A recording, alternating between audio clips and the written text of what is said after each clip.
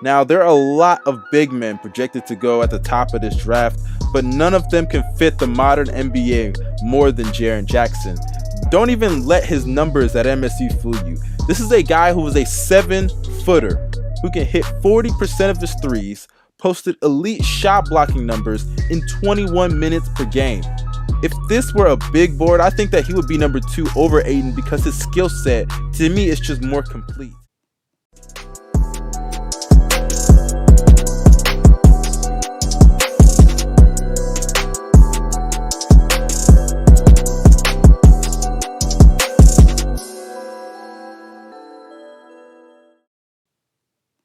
My bitch drive a all white rank.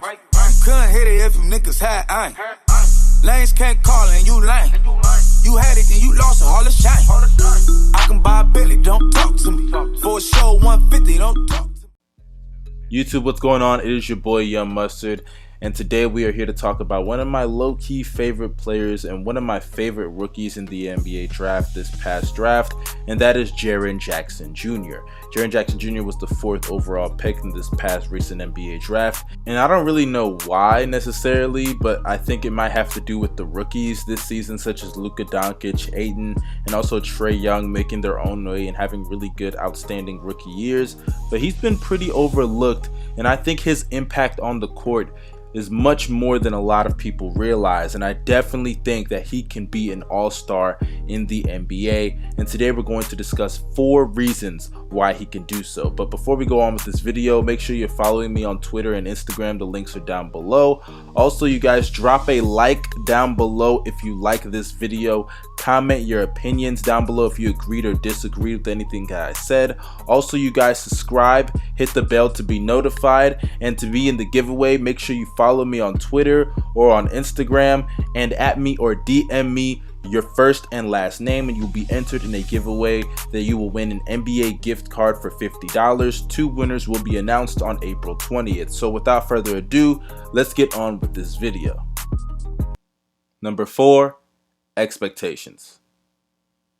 Now, honestly, I think one of the biggest reasons why people fail in the NBA or are viewed as a failure in the NBA and as bust is because we set the bar so high for these young players that it's utterly ridiculous. Point in case, Andrew Wiggins, calling him the next Kobe or the next LeBron or the next Tracy McGrady or Kawhi Leonard is just too high of expectations for a player that, honestly, for one, he's young, so it's really disrespectful to compare him to all-time greats. And if he even falls below those players' caliber and doesn't become a multiple-time All-Star and a Hall of Famer, he's viewed as a bust because he didn't live up to the expectations. But maybe if you lowered the expectations, he wouldn't be looked at as a bust. And I think the reason that Jaren Jackson Jr.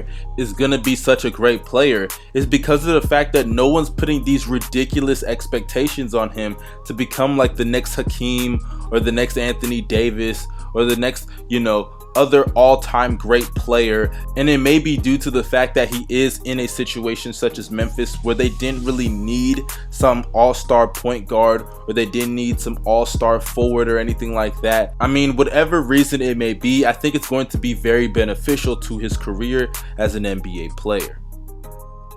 Number 3, flexibility. I think when it comes to Jaren Jackson Jr., one of the best things about his game is his flexibility. At times when you watch him play, sometimes they line him up at the center position, sometimes at the power forward position, and even sometimes I see him line up at the small forward position, believe it or not. Jaren Jackson Jr. is a very flexible player. And in a league where you have players that are going to be playing multiple positions at times, sometimes switching on pick and rolls and things like that, it's very good to have someone like a Jaren Jackson Jr. I mean, we're entering a golden age where you got people at the point guard position such as Luka Doncic, Ben Simmons, and to have someone like Jaren Jackson Jr. who can be flexible, not to the length of those players, that I'm not saying he's going to be bringing the ball down the court and playing the point guard for the majority of the time, but I definitely think flexibility in this era is going to be very important. And you can look at his flexibility on the court as well. Sometimes they could put him at the three-point line, sometimes they could put him in the paint, and because of his ability to stretch the floor, it really helps that offense. I suggest you go watch some Memphis games because you can really see his impact even when he doesn't have the ball. The fact that he can stretch the floor and stretch that defense out is a great thing, and I definitely think that's something for him going forward. And also you can look at other things that he does on the court. He can shoot the mid-range game when he needs to. He can go to the paint when he needs to. Sure, he can add some post moves to his game. I definitely think that's something that he should add, but his primary thing is to stretch the floor and defend, and we'll get to the defense later on in this video. But I definitely think that Jaren Jackson Jr. has all the potential in the world, and one of the biggest reasons is due to his flexibility on the court. Number 2, great situation. Now I think out of all the teams that could have picked Jaren Jackson Jr., this is probably the best situation and scenario for him. You could argue the Dallas Mavericks simply for the fact that they were looking for a big man for so long. But other than that, honestly, I think that this is the best situation for him. And it's really because the team is not expecting him to be some all-star caliber player immediately or soon. I mean, when you look at all the other players drafted in the top 5 and even in the top 10, players such as DeAndre Ayton, Luka Doncic, other players such as Trae Young, Colin Sexton, and even you can go further down the list, players such as Michael Porter Jr. I'm sure the Nuggets are expecting a lot from him if he's healthy, because going into this draft, he was supposed to be one of the top 3 picks had it not been for that back surgery that he had. So I definitely think that when you consider the fact that the Memphis Grizzlies are not rushing him to be something that he realistically is not, and other people are not as well, that also adds as a positive to the situation that he's in.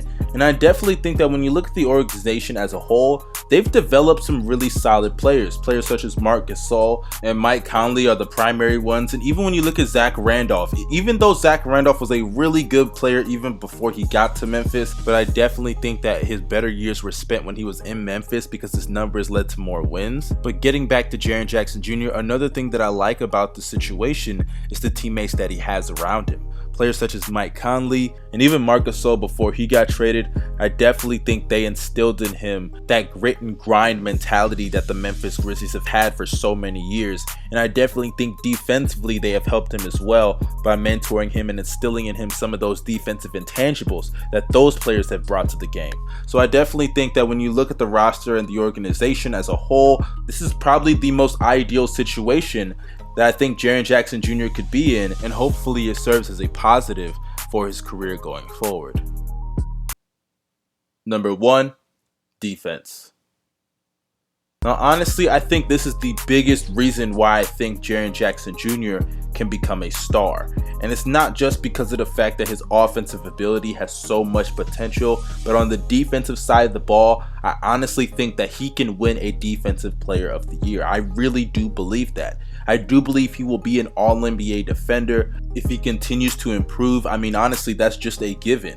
The guy is so great on the defensive side of the ball, and honestly, you could even make the debate that he's already the best defender on that team when you consider his value to the defensive side of the ball. Not only does he defend the rim at a near elite level already, but he switches on pick and rolls. He can literally defend all positions on the court. He can defend centers and power forwards in the paint. Like I said earlier, he can defend the rim at a near elite level. He can switch on pick and rolls and defend point guards, shooting guards, and even some wing players. I've seen him stay in front of point guards and shooting guards and small forwards even when they do isolations. The guy is a beast on the defensive side of the ball, and honestly, in an era where you're going to need the defense that Jaren Jackson Jr. brings to the table and his flexibility on the defensive side of the ball, defending the rim, defending the perimeter, and even some of the mid-range shots with his length especially, that makes him very, very valuable. And in addition to that, I honestly truly believe that we have not seen a rookie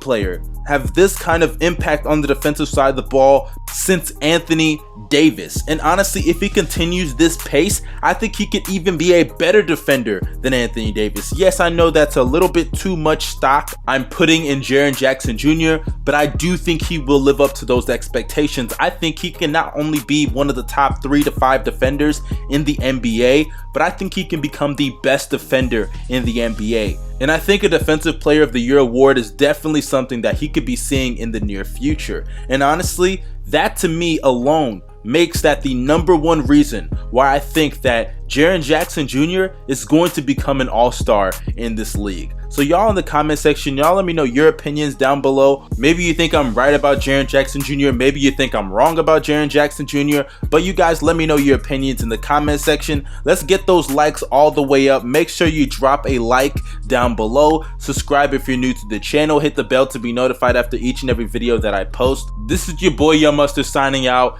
Y'all have a great day. Peace.